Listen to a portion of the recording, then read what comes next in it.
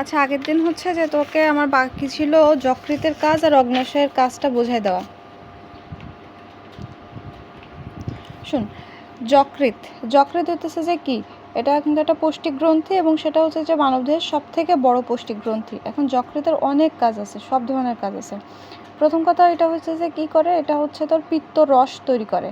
এটা পিত্তরস তৈরি করে, মানে পিত্তরস তৈরি হয় কিন্তু যকৃৎ থেকে। আর জমা থাকে কোথায়? জমা থাকবে হচ্ছে যে গল ব্লাডারে।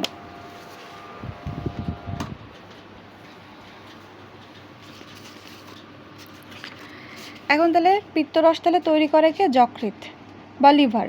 আর জমা থাকে কোথায়? জমা থাকবে গল ব্লাডারে। এই যে দেখ, এই যে এখান থেকে পিত্তরস, এই যে লিভার থেকে পিত্তরস তৈরি হবে আর এই জমা থাকবে এই গল ব্লাডারে, মানে পিত্তথলিতে। তারপরে এই যে পিত্তথলিতে এই যে নালী আছে, এই নালী দিয়ে এটা হচ্ছে যে ডিওডেনামে চলে আসবে। এই যে আমরা পড়ছিলাম না, স্টোমাক মানে পাকস্থলী, পাকস্থলী পরে ক্ষুদ্রান্ত্র শুরু হয়। ক্ষুদ্রান্ত্রে কিন্তু তিনটা অংশ, ডিওডেনাম, জেজুনাম, আইলিয়াম। তো প্রথমটা হচ্ছে যে ডিওডেনাম। তো ডিওডেনামে এই যে দেখ, এখান থেকে একটা নল আছে, এই নলের মাধ্যমে ডিওডেনামে পিত্তরস তৈরি হচ্ছে। আবার অগ্ন্যাশয়েও একটা রস তৈরি হয়, সেটা হচ্ছে অগ্ন্যাশয় নালীর মাধ্যমে ডিওডেনামে চলে আসলো। এই পিত্তরস ডিওডেনামে আসার কারণ কি? কারণ আমরা জানি কি, স্টোমাক মানে পাকস্থলীতে কী থাকে, আমরা বলি না অ্যাসিড, মানে পাকস্থলীতে যে খাবারটা পৌঁছাইলে পাকস্থলী থেকে অ্যাসিড সিক্রেশন হয়। তাহলে আমার খাবার কিন্তু কী হয়ে গেল? অ্যাসিডিক হয়ে গেল। এখন এই অ্যাসিডিক খাবার যেই হচ্ছে যে ডিওডেনামে চলে আসবে, ডিওডেনামে আসলে তো ওই হয় কি তোর হচ্ছে যে পাকস্থলীতেও তো অ্যাসিড তৈরি করে, কিন্তু পাকস্থলীতে না প্রোটেক্টিভ মেকানিজম থাকে। ধর যে অ্যাসিড তৈরি করে ঠিক আছে, কিন্তু ওই পাকস্থলীতে এমন একটা ভাব থাকে যে পাকস্থলীর গায়ে অনেকগুলো লেয়ার থাকে, যার কারণে পাকস্থলী অ্যাসিড তৈরি করলেও ওই অ্যাসিড পাকস্থলীকে ক্ষতি করতে পারবে না, ওটা জাস্ট খাবারের সাথে মিশবে। কিন্তু ওই খাবারে তখন অ্যাসিড আছে, এই অ্যাসিডযুক্ত খাবার যখন ডিওডেনামে আসবে তখন তো ডিওডেনামে কী করবে? ওই অ্যাসিড তো ডিওডেনামের ক্ষতি করতে পারে। আবার হচ্ছে এই যে অ্যাসিডিক এনভায়রনমেন্টে খাবারের পরিপাক বা শোষণও ঠিকমতো হয় না, তার মানে এই জিনিসটাকে ব্যালেন্স করতে হবে। তার মানে আমার যেহেতু এটা অ্যাসিডিক, তাহলে কিছু একটা আসতে হবে যেটাতে ক্ষার থাকবে, হয়ে দুইটা প্রশমিত হয়ে যাবে। তার মানে এই যে পিত্তরস আসে, পিত্তরসের পিএইচ কিন্তু ক্ষারীয়, এটা এসে এই যে ডিওডেনামের পরিবেশটাকে ক্ষারীয় করে ফেলে। তাহলে একই সাথে দুইটা কাজ হয়। এই যে পিত্তরস যে ক্ষারীয়, এতে আমার লাভ কী হলো? যে স্টোমাক থেকে মানে পাকস্থলী থেকে যে অ্যাসিড আসলো সেটা প্রশমিত হয়ে গেল, আবার পরিবেশটা কিছুটা ক্ষারীয় হয়ে গেল। ক্ষারীয় হয়ে যাওয়ার কারণে তখন পরিপাক আর শোষণে মানে ওইটা আর কি সহজ হবে। তার মানে এই যে পিত্তরস হচ্ছে যে কী হয়, পিত্তরস তৈরি করে লিভার, জমা থাকে হচ্ছে যে গল ব্লাডারে। আর হচ্ছে যে পিত্তরস আলটিমেটলি আসে হচ্ছে যে ডিওডেনামে। আর পিত্তরসের হচ্ছে যে কেমন, পিএইচ কেমন, সেটা হইতেছে যে ক্ষারীয়। ক্ষারীয় মানে কি? পিএইচ হবে 7-এর বেশি। আচ্ছা, তারপর হইতেছে এই পিত্তরসের হচ্ছে উপাদান পড়া লাগবে। পিত্তরস কী কী দিয়ে তৈরি হয়? পিত্তরস আমি ফার্স্টে বলতেছি কি, রস, তার মানে কি থাকবে? পানি থাকবে নিশ্চয়ই। তারপর কি থাকবে? পিত্ত লবণ থাকবে, কোলেস্ট্রল থাকবে, খনিজ লবণ থাকবে। এই দেখ এখানে দেওয়া আছে, পিত্তরসের মধ্যে পিত্ত লবণ, কোলেস্ট্রল, খনিজ লবণ, এগুলো কিন্তু অবশ্যই পড়া লাগবে। পিত্তথলিতে জমা থাকে, প্রয়োজনে ডিওডেনামে এসে পরোক্ষভাবে পরিপাকে অংশ নেয়। পিত্তরসে কিন্তু কোনো উৎসেচক বা এনজাইম থাকে না। ব্যাস, শেষ। তাহলে পিত্তরসের কাজ শেষ। এরপরে আমরা তাহলে যকৃতের একটা কাজ পড়লাম যে পিত্তরস নিয়ে, পিত্তরস তৈরিতে। এরপরে একটা হচ্ছে যে গ্লুকোজ। ধর তোর বডিতে যখন গ্লুকোজ, তোর শরীরে যখন হইতেছে যে গ্লুকোজ বেশি থাকবে, গ্লুকোজ যখন বেশি থাকে তখন তো এত গ্লুকোজ লাগবে না। তো যকৃৎ কী করবে? গ্লুকোজটাকে গ্লাইকোজেন হিসেবে সঞ্চয় করে রাখবে। যেমন তোর যখন অনেক টাকা থাকে, তুই ব্যাংকে টাকা রাখতেছিস, তো এই বিষয়টা হচ্ছে এরকম যে শরীরে যখন অনেক বেশি গ্লুকোজ থাকে, এটাকে গ্লাইকোজেন রূপে সঞ্চয় করে রাখে। তাহলে এটা কিন্তু প্রশ্ন আসে যে যকৃৎ গ্লুকোজকে কী হিসেবে সঞ্চয় করে রাখে? গ্লাইকোজেন রূপে সঞ্চয় করে রাখে। এই যে গ্লুকোজ থেকে গ্লাইকোজেন রূপে সঞ্চয় করে রাখলো, এটাকে বলে গ্লাইকোজেনেসিস। এই প্রক্রিয়াটাকে বলে গ্লাইকোজেনেসিস। গ্লাইকো মানে কি, কী তৈরি হচ্ছে? গ্লাইকোজেন। আর জেনেসিস মানে কি? তৈরি। তাহলে গ্লাইকো বলতেছে কেন? যে গ্লাইকোজেন তৈরি হয় তাই, আর জেনেসিস মানে তৈরি হওয়া। তো এটার মানে গ্লুকোজ থেকে আলটিমেটলি যে গ্লাইকোজেন রূপে সঞ্চয় করলো, মানে ব্যাংকের মতো, তাহলে এটাই রিজার্ভার, মানে যেখানে সঞ্চয় থাকে। তাহলে এই প্রক্রিয়াটাকেই বলতেছে গ্লাইকোজেনেসিস। কারণ কি? এই যে গ্লাইকো আসছে কোত্থেকে? গ্লাইকোজেন তৈরি হয় তাই, আর জেনেসিস মানে তৈরি হওয়া। ব্যাস, এটা।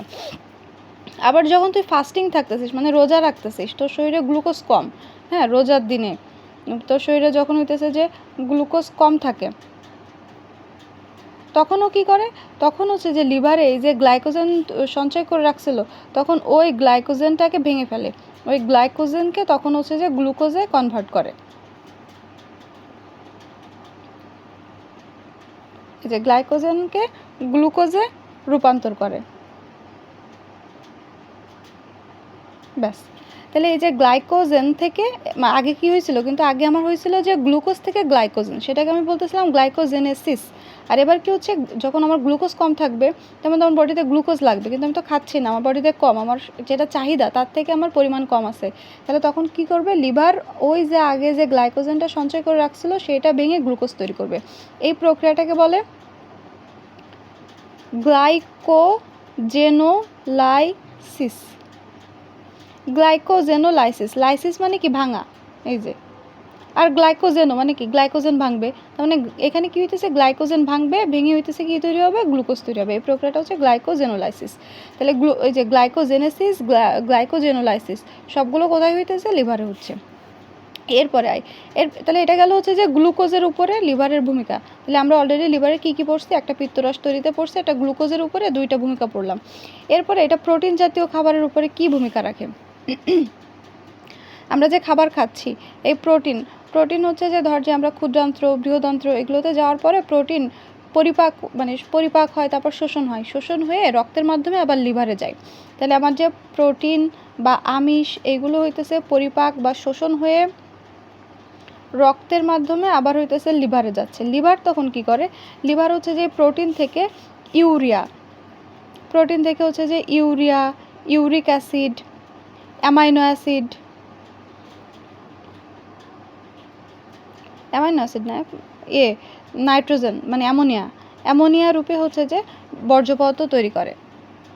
তার মানে আমি যে খাবারটা খাচ্ছি প্রোটিন থেকে কি তৈরি হয়, অ্যামিনো অ্যাসিড। এই অ্যামিনো অ্যাসিড শোষণ হয়ে রক্তের মাধ্যমে লিভারে যাচ্ছে। লিভার তখন কি করে, এই অ্যামিনো অ্যাসিড থেকে ইউরিক অ্যাসিড, অ্যামোনিয়া এই ধরনের বর্জ্য পদার্থ তৈরি করে, যেগুলো আবার রক্তের মাধ্যমে কিডনিতে যে প্রস্রাবের মাধ্যমে বের হয়ে যাচ্ছে। প্রস্রাব বানান কি, যাই হোক, এই যে মানে ইউরিনের মাধ্যমে বের হয়ে যাচ্ছে। তাহলে আমার কি হলো, ইউরিক অ্যাসিড মানে আলটিমেটলি আমি যে আমিষ জাতীয় খাবার খাচ্ছি সেখান থেকে অ্যামিনো অ্যাসিড হয়, কারণ ওইটাই তো আমিষের ছোট জিনিসটাকেই তো আমরা বলি অ্যামিনো অ্যাসিড। তো অ্যামিনো অ্যাসিড যখন শোষণ হয়ে রক্তের মাধ্যমে লিভারে যায়, লিভারে যেয়ে কী হয়, এই অ্যামিনো অ্যাসিড থেকে ইউরিক অ্যাসিড, অ্যামোনিয়া এগুলো তৈরি হয়। এগুলো আসলে কি বর্জ্য পদার্থ, মানে এগুলো তোমার শরীরের জন্য ভালো না। তাহলে কি করতে হবে, এগুলো আবার রক্তের মাধ্যমে কিডনিতে পাঠাবে, কিডনি এটা প্রস্রাবের মাধ্যমে শরীরের বাইরে বের করে দেবে। আর এই যে হচ্ছে যে অ্যামোনিয়া তৈরি হলো, ইউরিয়া তৈরি হলো, ইউরিক অ্যাসিড হলো, এটাকে একটা সাইকেল বলে। এই সাইকেলটার নাম হচ্ছে যে ইউরিয়া সাইকেল।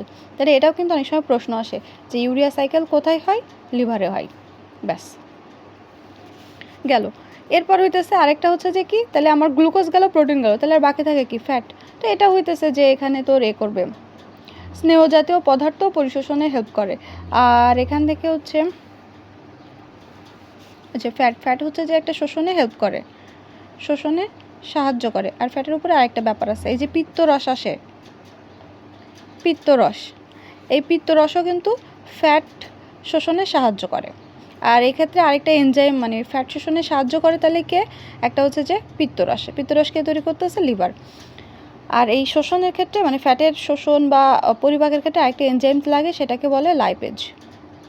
এটা বিভিন্ন জায়গা থেকে আসে, এটা তো ক্ষুদ্রান্ত্র থেকে আসতে পারে, তারপর ডিওডেনাম থেকে আসে, মানে এরকম অনেক জায়গা থেকে, বা মুখের মধ্যেও থাকে। যাই হোক, তার মানে আমরা এখন যকৃতের এখানে কয়েকটা কাজ পড়ছি। একটা হচ্ছে পিত্তরস তৈরির ক্ষেত্রে যা পড়ছি, এখান থেকে তোকে কী বুঝতে হবে যে পিত্তরস কী কাজ করে, কোথায় তৈরি হয়, কোথায় জমা থাকে, এরপর ওইখান থেকে কোথায় যায়। তৈরি হয় কোথায়, লিভারে, জমা থাকবে কোথায়, পিত্তথলিতে, তারপর কি ওখান থেকে নালি হয়ে আসবে কোথায়, ডিওডেনামে, এসে কি করবে, খাদ্য পরিপাকে সাহায্য করবে।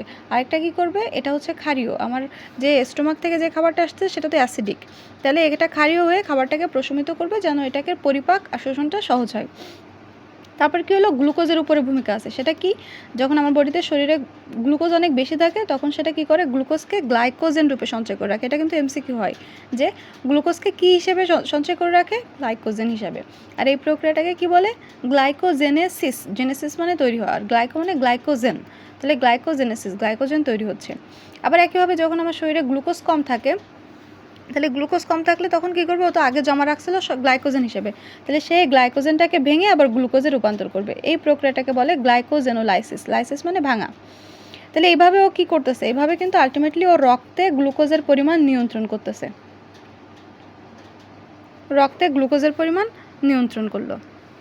তারপর প্রোটিনের উপরে ভূমিকা আছে, যেমন প্রোটিন তো পরিপাক হয়ে কী হয়, অ্যামিনো অ্যাসিড হয়, অ্যামিনো অ্যাসিড হয়ে এটা হচ্ছে যে শোষণ হয়, শোষণ হয়ে রক্তে যায়, মানে রক্ত এটাকে শুষে নেয়, রক্ত থেকে সেটা লিভারে যাচ্ছে, লিভারে কী করে, লিভারে এই অ্যামিনো অ্যাসিডটাকে ইউরিয়া, ইউরিক অ্যাসিড, অ্যামোনিয়াতে তৈরি করে, যে প্রক্রিয়ায় তৈরি করে সেটাকে আমরা বলতেছি ইউরিয়া সাইকেল। তাহলে ইউরিয়া সাইকেল কোথায় হয়, লিভারে হয়। তাহলে আলটিমেটলি ইউরিয়া সাইকেল হয়ে আমার ওই যে অ্যামোনিয়া হলো, অ্যামোনিয়াটা একটা বর্জ্য পদার্থ যেটা আমার শরীর থেকে বের করতে হবে। তাহলে কী হবে, এটা আবার রক্তে যাবে, রক্তে যেয়ে কিডনিতে যাবে, কিডনি দিয়ে প্রসাবের মাধ্যমে শরীর থেকে বের হয়ে গেল। তারপর ফ্যাট বা চর্বি জাতীয় খাবারেও ভূমিকা রাখতেছে। আচ্ছা, ভালো কথা। এরপর হইতেছে আমরা পড়ব অগ্নাশয়। অগ্নাশয় বা প্যানক্রিয়াস। হ্যাঁ, এই যে প্যানক্রিয়াসেরও অনেক রকম ভূমিকা আছে। আচ্ছা, আমাদের যে গ্রন্থিগুলো আছে, আমরা গ্রন্থিগুলোকে না দুই ভাগে ভাগ করি। একটা হচ্ছে অন্তঃক্ষরা গ্রন্থি আর একটা হচ্ছে বহির্ক্ষরা গ্রন্থি। এই যে তোর বহির্ক্ষরা গ্রন্থির থেকে শুধুমাত্র এনজাইম বা উৎসেচক আসে, মানে যারা পরিপাকে সাহায্য করে। আর অন্তঃক্ষরা গ্রন্থি থেকে আসে হরমোন, হরমোনগুলো অন্যান্য আরও অনেক কাজ করে। আর কিছু গ্রন্থি আছে যেটা অন্তঃক্ষরার মতোও কাজ করে, বহির্ক্ষরার মতোও কাজ করে, মানে মিশ্রণ।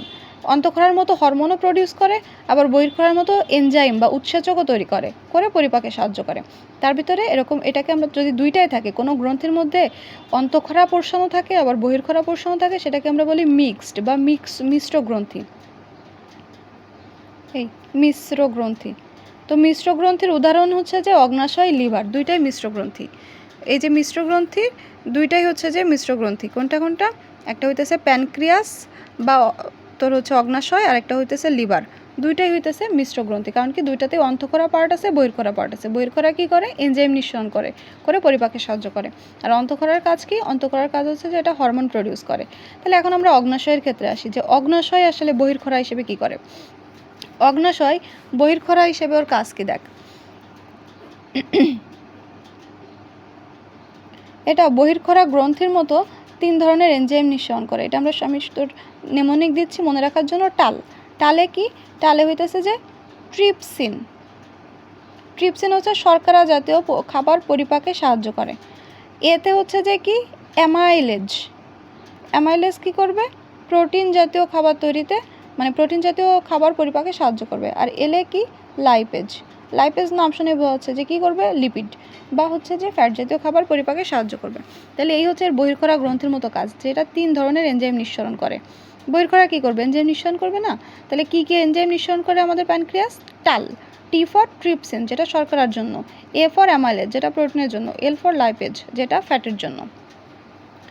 এরপরে অন্তঃক্ষরার মতো তাহলে কী করে, অন্তঃক্ষরার মতো এর যে কাজটা করে, মানে অগ্নাশয়ের যে অংশ অন্তঃক্ষরার মতো কাজ করে, সেটাকে আমরা বলি আইলেট অফ প্যানক্রিয়াস বা আইলেট অফ অগ্নাশয়। মানে এটা আইলেট মানে কি, দ্বীপ। আইসল্যান্ড বলি না, এরকম, ওখান থেকে আসছে। আইলেট মানে দ্বীপ, মানে হচ্ছে এটা প্যানক্রিয়াসের মধ্যে ধর যে একটা দ্বীপ কি, যার চারিদিকে পানি থাকে, মাঝখানে একটুখানি একটা জায়গা থাকে, এটাকে আমরা দ্বীপ বলি না। তো প্যানক্রিয়াসে এরকম, যে ওর চারিদিকে বহির্ক্ষরা গ্রন্থি, মাঝখানে একটা ছোট্ট একটা জায়গায় দেখা যায় অন্তঃক্ষরা গ্রন্থি থাকে, এটাকে আমরা বলতেছি আইলেট অফ প্যানক্রিয়াস। এখানে অনেক ধরনের সেল থাকে, আলফা সেল থাকে, বিটা সেল থাকে, তারপর হচ্ছে যে পিপি সেল থাকে, ডেল্টা সেল থাকে। তোর অত কিছু দরকার নেই, তো শুধু এই আলফা আর বিটা সেলের কাজ পড়তে হবে। আলফা সেল থেকে আসে গ্লুকাগন, এটা একটা হরমোন, গ্লুকাগন। আর বিটা সেল থেকে আসে সবথেকে ইম্পর্টেন্ট জিনিস, ইনসুলিন, এটাও একটা হরমোন। এখন এই গ্লুকাগন আর হচ্ছে ইনসুলিনের কাজ কি? গ্লুকাগন কি করে, এই ইনসুলিন চাই কি, যে রক্তে গ্লুকোজের পরিমাণ কমাতে, আর গ্লুকাগন চাই উল্টা, এটা চাই যে রক্তে যেন গ্লুকোজের পরিমাণ বাড়ে।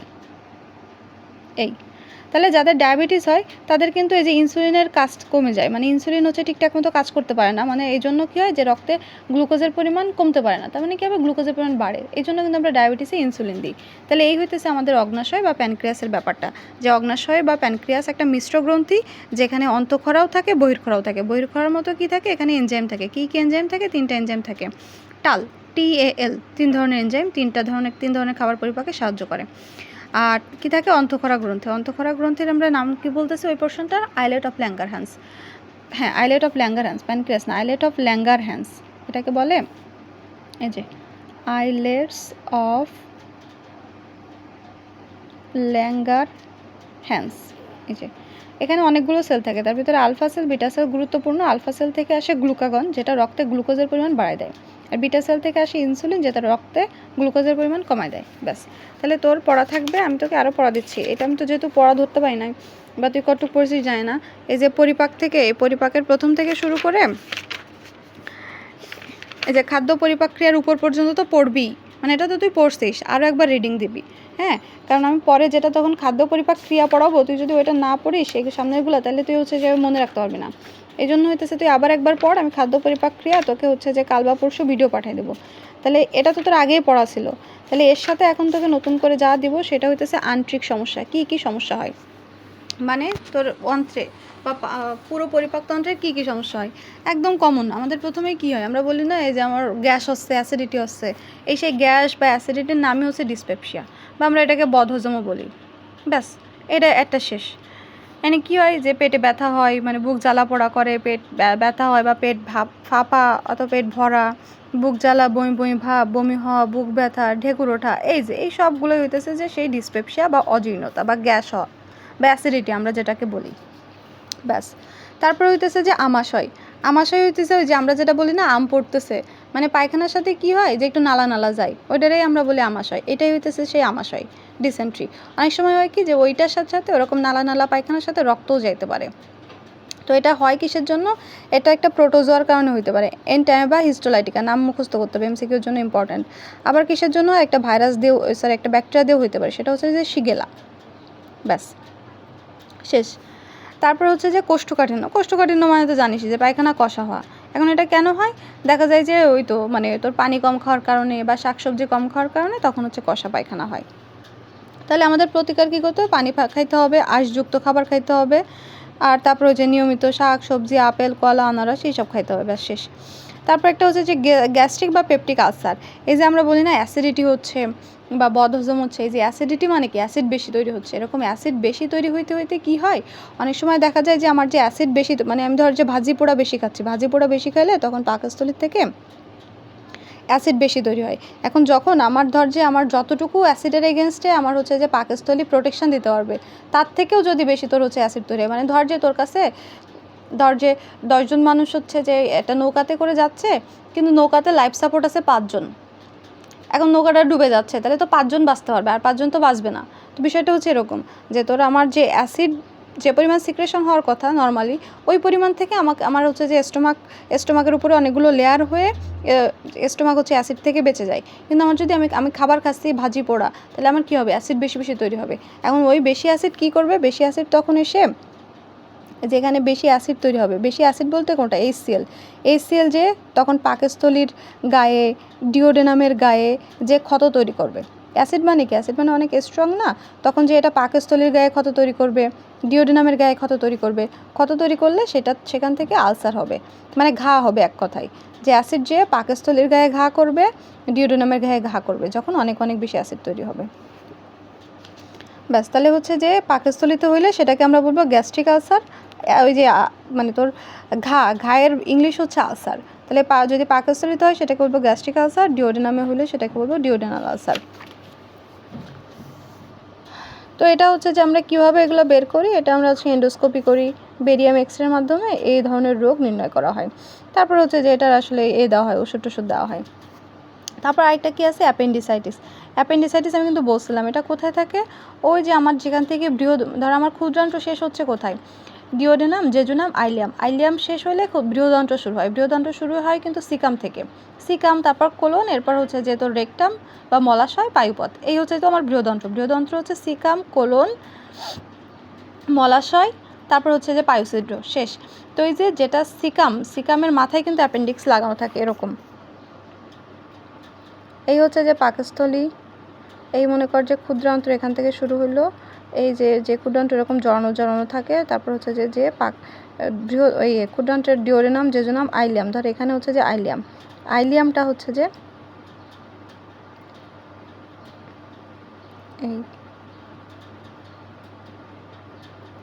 এই যে আইলিয়াম যে এখান থেকে শুরু হয়, এটাই হচ্ছে যে সিকাম।